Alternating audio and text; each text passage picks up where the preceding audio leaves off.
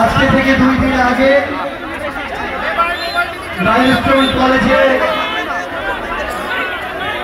যে হৃদয় বিদারক ঘটনা ঘটেছে, আমরা নিষ্পাপ ছোট ছোট সন্তানদেরকে হারিয়েছি, ভাই বোনদেরকে হারিয়েছি।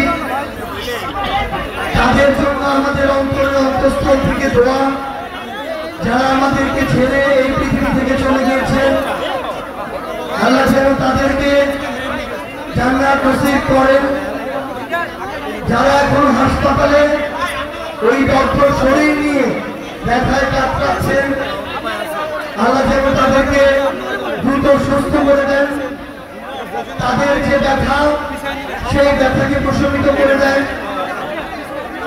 যখন আমাদের নবী সাল্লাল্লাহু আলাইহি সাল্লামকে আগুনে নিক্ষেপ করা হয়েছিল, আল্লাহ সেই আগুনকে শীতল করে দিয়েছিলেন আমাদের নবী সাল্লাল্লাহু আলাইহি সাল্লামের জন্য। একইভাবে নিষ্পাপ শিশুদেরকে যেন আল্লাহ তাদের ব্যথা প্রশমিত করে দেন। সংগ্রামী সহযোদ্ধারা, আমরা বাংলাদেশে তদন্ত কমিটির খেলা দেখতে চাই না।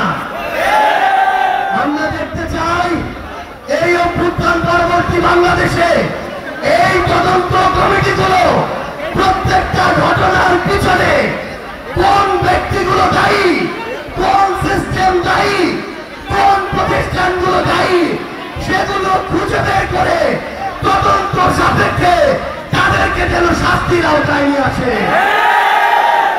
আমরা এই বাংলাদেশে এমন ধ্বংসের পরে আর কোন চুরির খেলা দেখতে চাই না। প্রত্যেক আমাদের আহত ভাই বোন, যারা আমরা যাদেরকে হারিয়েছি, তাদের পরিবারের পাশে এই সরকারকে নিজের সর্বোচ্চটুকু দিয়ে দাঁড়াতে হবে। তাদের ওই নিষ্পাপ সন্তানদেরকে ফিরিয়ে দেওয়ার মতো সামর্থ্য এই পৃথিবীতে আর কারো নেই। কিন্তু এই সরকারকে, এই দেশের বিচার বিভাগকে এই ঘটনার তদন্ত সাপেক্ষে সুষ্ঠু বিচার নিশ্চিত করতে হবে এবং সেই দায়িত্ব এই সরকারকে নিতে হবে। আমরা স্পষ্ট করে ঘোষণা দেই, আমাদের অনেক মত থাকতে পারে, ফ্যাসিস্ট বিরোধী যারা লড়াই করেছি মত পার্থক্য থাকতে পারে, কিন্তু সেই সুযোগ নিয়ে আওয়ামী লীগ এবং তাদের দোসর আমাদের মধ্যে ঢুকে অরাজকতা তৈরি করবে, সেই সুযোগ আমরা এই বাংলাদেশে আর দিব না। আমাদের মধ্যে রাজনৈতিক আদর্শ ভিন্ন হতে পারে, আমাদের নাম ভিন্ন হতে পারে। আমরা বিএনপি, জামাত, এনসিপি, ইসলামী আন্দোলন বাংলাদেশ, গণ অধিকার পরিষদ এমন বিভিন্ন নামে রাজনৈতিক লড়াই করতে পারি, কিন্তু যদি আওয়ামী লীগ প্রশ্ন আসে তাহলে আমরা ঐক্যবদ্ধভাবে এই সকল সন্ত্রাসীদেরকে প্রতিহত করব।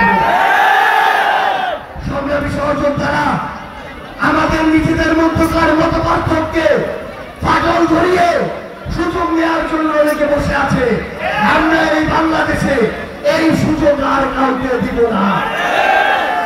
আমাদের অভ্যুত্থানে যারা শহীদ হয়েছে, আহত হয়েছে, তাদের উপরে এই যে হত্যাযজ্ঞ, এই অন্তর্বর্তীকালীন সরকারকে এই গণহত্যার বিচার নিশ্চিত করতে হবে, রায়গুলোকে কার্যকর করতে হবে।